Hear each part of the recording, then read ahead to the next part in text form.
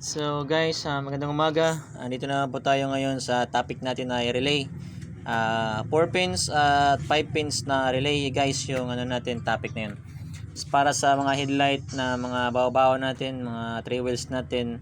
So guys, ipakita ko po sa inyo ngayon yung 4 pins relay niya. Ang 4 pins relay po natin guys ay meron po siyang mga numbers guys gaya ng ayan 85, 730 at 86. So guys, yung 87 po sa gitna, yan po yung labasan guys. Bale yan po normally open at normally close. So guys, ito naman po yung yung 5 pins relay niya. Yan guys, kita niyo po, dalawang 87.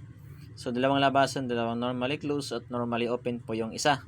So ngayon guys, kung nagtatanong kayo guys, ba't ko po to sinasabi sa inyo ngayon? Kasi gusto kong sabihin sa inyo guys na ang 4 pins ay pwede pong gamitin sa 5 pins at yung 5 pins po ay pwede pong gamitin sa 4 pins.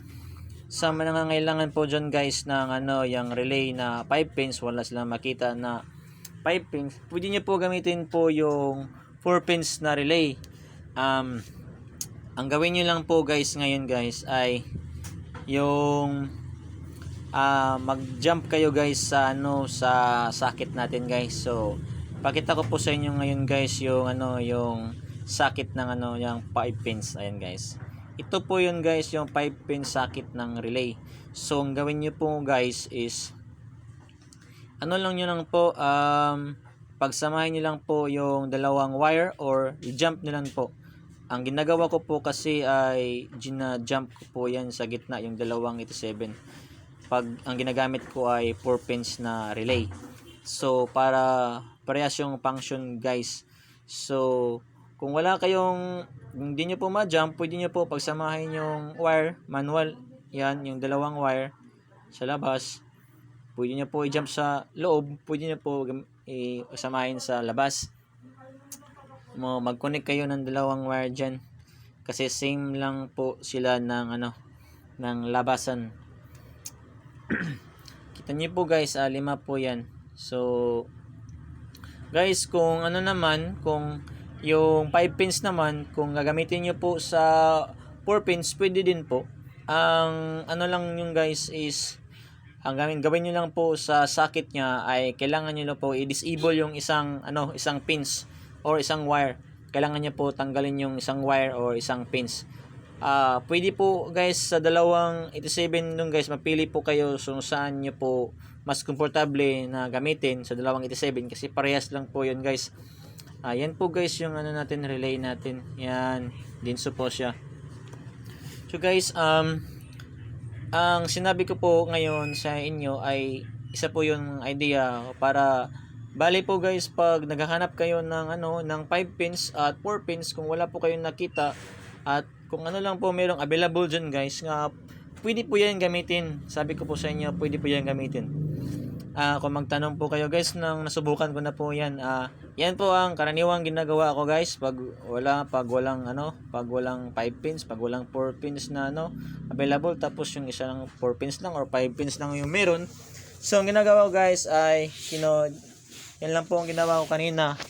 Kino-convert ko lang po yung disable at gina-jump. Guys, hindi ko po to sinasabi sa inyo para magka-negative effect po kayo. Ito po guys ay isang idea lang po na ang purpose ay makatulong.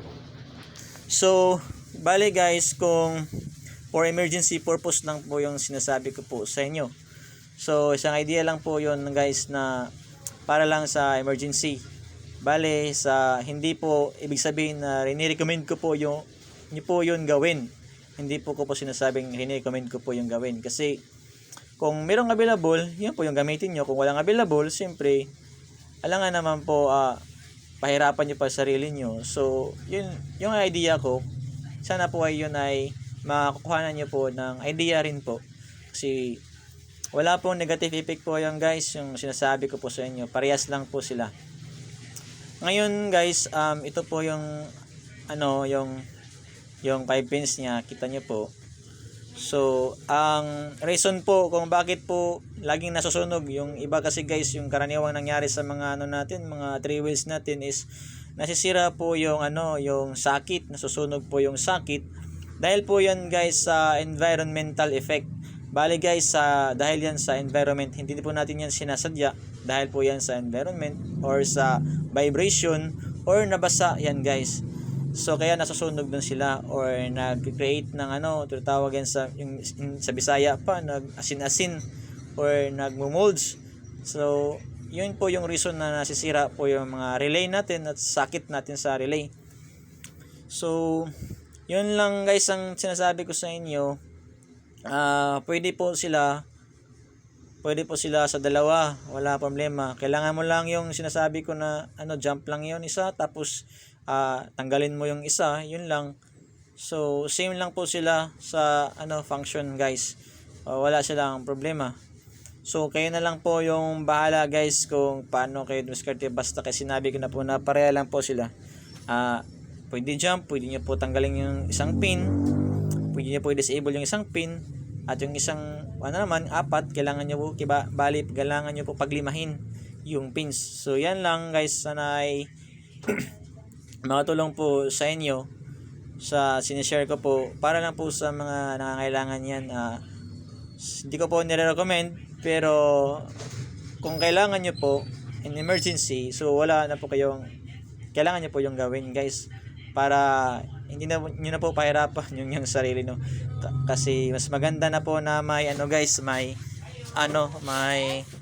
kailangan may alam ko kayo ng konti guys, para guys, para mas lamang po yung meron kayong may alam, para naman hindi na tayo maabutan pa ng oras kung nasa biyahe kayo, nangangailangan kayo. So yun na po, kailangan na mag-ano pa kayo dyan, maghirapan nyo pa kung anong available, gamitin nyo na. So yan lang po guys. So marami pong salamat at magkikita po tayo ulit sa sunod.